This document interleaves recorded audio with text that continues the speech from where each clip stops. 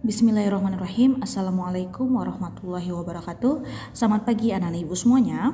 Semoga pada pagi hari ini kita dapat belajar dan dapat menimba ilmu dengan baik. Nah, anak-anak ibu di SMP IT Ulil Albab Pengetahuan Siantar, pada pagi hari ini kita akan belajar mengenai motivasi berprestasi. Tujuan dari layanan ini adalah untuk dapat memahami pengertian motivasi berprestasi serta mengetahui dan menerapkan cara meningkatkan motivasi berprestasi. Persepsi diketahui bahwa bangsa Jepang begitu pesat dan unggul dalam produktivitas dan prestasi teknologinya. Bangsa ini telah mengalahkan Eropa dan Amerika. Kini Korea mulai membututi Jepang. Apa rahasianya? Bagaimana sumber daya manusianya? Sehari-hari kita sering menemui orang yang begitu rajin, tekun bekerja, dan sangat berprestasi tinggi.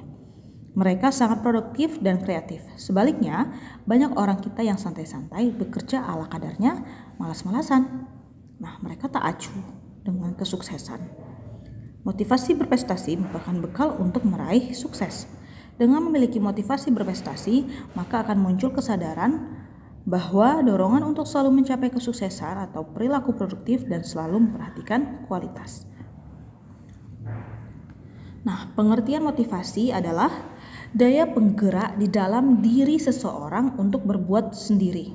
Motivasi merupakan kondisi internal individu yang mendorongnya untuk berbuat sesuatu.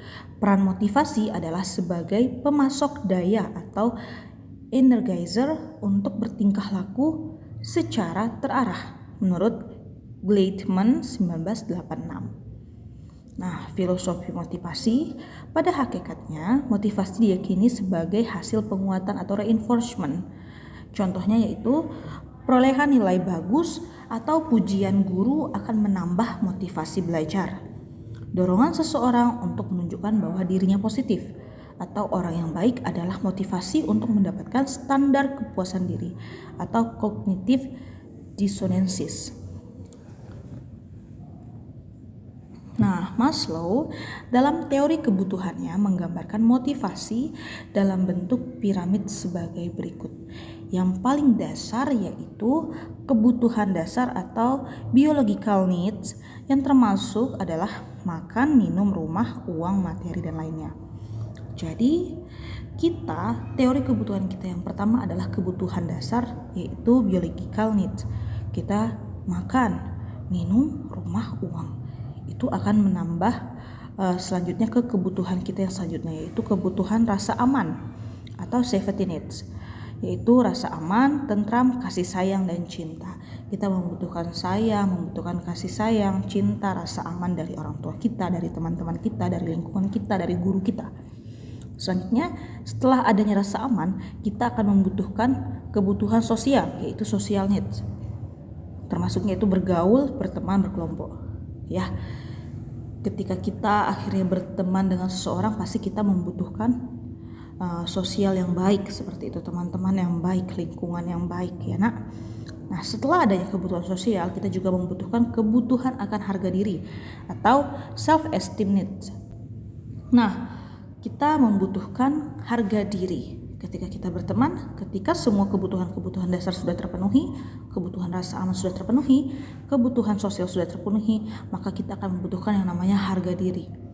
Bagaimana kita menjadi berharga dengan cara kita, bagaimana kita menjadi berharga untuk orang lain dan untuk orang banyak, seperti itu. Selanjutnya, setelah terpenuhinya kebutuhan akan harga diri, kita akan membutuhkan kebutuhan akan aktualisasi diri atau actualization need.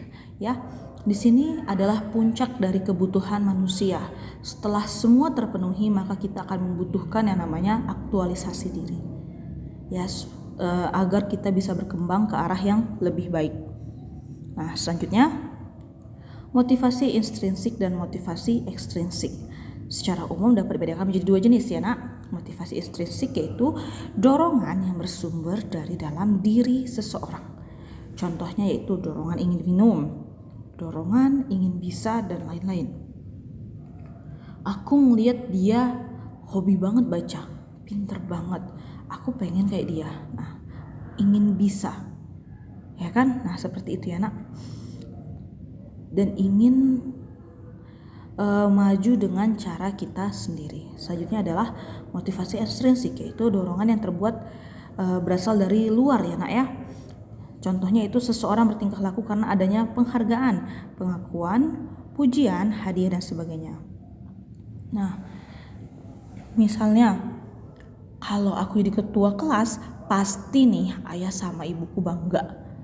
Akhirnya aku jadi ketua kelas, misalnya seperti itu. Atau misalnya kalau aku ngomong ke depan, pasti orang-orang akan bangga lihat aku gitu, dan aku pun akan bangga sama diriku. Nah, itu dia contoh dari motivasi ekstrinsik. Dalam praktiknya, kedua motivasi ini bisa kita peragakan, bisa kita kombinasikan. Oke anak-anak ibu.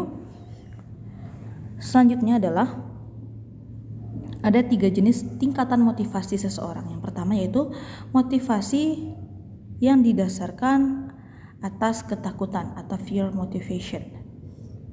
Ibu itu galak bener nih. Kalau aku gak kerjain tugas, pasti aku akan dimarahi. Pasti aku akan berdiri depan kelas. Maka aku harus ngerjain tugas. Nah, seperti itu ya contohnya ya nak. Selanjutnya adalah motivasi kedua adalah karena ingin mencapai sesuatu atau achievement motivation. Nah, achievement motivation ini ketika aku tahu aku kurang mampu dalam belajar dan aku ingin menjadi juara kelas. Aku tahu aku kurang bisa dalam melukis. Aku harus bisa ikut lomba melukis nantinya. Nah, ingin mencapai sesuatu. Nah, selanjutnya adalah motivasi yang ketiga, motivasi yang didorong oleh kekuatan dari dalam atau inner motivation. Inner motivation adalah dari dalam, ya nak, dari dalam diri sendiri, dari dalam diri individu. Aku ingin berkembang lebih baik. Aku akan tumbuh menjadi orang yang lebih berguna bagi orang lain, seperti itu. Nah, selanjutnya faktor-faktor yang mempengaruhi motivasi berprestasi meliputi 2, faktor individual dan faktor lingkungan. Faktor individual ini adalah faktor yang ada dalam diri sendiri atau tadi ada namanya intrinsik, dari dalam diri sendiri. Kalau kamu ingin lebih baik, kamu harus berusaha dari dirimu sendiri. Kalau aku mau maju, aku bisa maju dimulai dari diriku sendiri. Selanjutnya adalah faktor lingkungan, dibagi menjadi 3, lingkungan keluarga, lingkungan sosial, dan lingkungan akademik. Ya, orang tua menjadi salah satu faktor terpenting dalam tumbuhnya motivasi berprestasi pada anak. Selanjutnya adalah lingkungan sosial. Dengan siapa kalian berteman, dengan siapa pergaulan lingkungan kalian, itu akan sangat mempengaruhi bagaimana motivasi berprestasi kalian. Kalian berteman dengan orang yang suka membaca, biasanya kalian akan ikutan membaca. Kalian berteman dengan orang yang memang rajin, biasanya kalian akan ikutan rajin, seperti itu ya nak ya. Selanjutnya adalah lingkungan akademik, di mana kalian bersekolah, di mana kalian menimba ilmu, bagaimana guru-guru kalian dalam menyampaikan materi, itu juga mempengaruhi motivasi berprestasi diri kalian. Tetapi yang paling penting adalah motivasi intrinsik, motivasi individual yang ada dalam diri kalian. Karena tidak akan ada orang yang bisa merubah diri kalian kecuali kalian sendiri. Nah, tanda-tanda orang yang memiliki dorongan kesuksesan tinggi yaitu lebih suka dan puas terhadap prestasi hasil usaha sendiri. Iya, aku bangga kok dengan usahaku. Walaupun aku gak ranking 1, tapi aku ranking 5. Aku udah naik 3 peringkat, seperti itu. Itu adalah kebanggaan akan usahanya sendiri. Tidak mencontek, ya kan aku? Nah, selanjutnya adalah sukses itu bukan karena nasib mujur, tetapi hasil perjuangan. Ya, ada doa, ada usaha, akan tumbuh sukses. Seperti itu, karena bukan karena Allah udah takdirnya lah aku pinter. Lah, bukan takdir dong. Kamu pinter karena kamu udah berjuang, kamu udah berusaha, ya kan? Selanjutnya adalah kegagalan bukan berarti sial, tetapi karena volume usahanya masih kurang. Benar, ya, seperti yang Ibu bilang tadi, usaha tambah doa sama dengan sukses. Mungkin saja kalau kamu belum sukses, mungkin saja kalau kamu belum berprestasi, berarti kamu belum menambah usahamu untuk lebih lagi, ya. Selanjutnya adalah merasa kreatif, lebih gigih, energik, lebih suka bertindak daripada berdiam diri, produktif, dan penuh inisiatif. Biasanya, anak-anak yang berprestasi, bukan hanya berprestasi, lebih tepatnya adalah anak-anak yang memiliki motivasi tinggi, mereka akan lebih kreatif, akan lebih gigih, energik, dan suka bertindak daripada berdiam diri. Mereka akan penuh inisiatif untuk mengembangkan apa yang mereka punya. Begitupun untuk mengembangkan lingkungan sosial mereka. Selanjutnya adalah suka tantangan dan memilih tugas yang resikonya realistik sesuai kemampuan nyata yang ia miliki. Biasanya karena dia tahu kemampuannya, alah aku mau coba lagi lah yang lebih tinggi levelnya, seperti itu. Bukan hanya di game saja anak ibu, ya kan? Tetapi di kehidupan nyata kalian harus membiasakan diri untuk keluar dari zona nyaman kalian supaya kalian bisa termotivasi, bisa berkembang lebih baik. Selanjutnya adalah selalu mengevaluasi dan mencari umpan balik untuk lebih giat lagi. Pasti, aku bisa seperti ini dan aku harus lebih giat lagi, seperti itu. Nah, selanjutnya yang terakhir adalah cara menumbuhkan motivasi berprestasi, yaitu yang pertama, tetapkan tujuan atau goal setting. Nah, tetapkan tujuan kalian. Karena ketika kalian punya target tujuan, goal setting kalian akan lebih termotivasi dan terpacu untuk mencapai goals kalian, untuk mencapai tujuan kalian. Oke anak-anak ibu, selanjutnya yang kedua adalah susunlah target yang masuk akal. Ya, ini sangat penting. Aku harus bisa menghafal juz 1, tapi akunya masih sering main game, akunya masih sering jalan-jalan, akunya masih sering macem-macem, misalnya seperti itu. Ujungnya tidak tercapai targetnya, ya kan? Makanya sesuaikan target kalian yang masuk akal. Selanjutnya adalah belajar menggunakan bahasa prestasi. Seperti apa Bu bahasa prestasi? Aku yakin aku bisa. Aku yakin aku mampu. Aku yakin aku pasti bisa mencapai itu.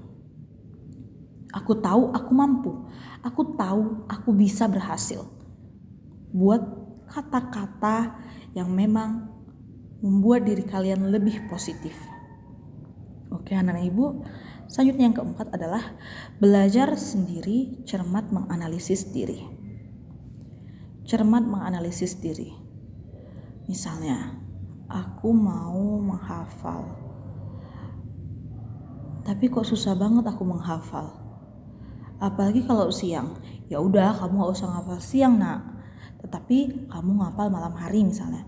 Atau misalnya, kok aku susah banget ya Bu ngapalnya malam hari. Ya udah gak usah ngapal malam hari, kamu bisa ngapalnya habis subuh atau sebelum subuh. Ya.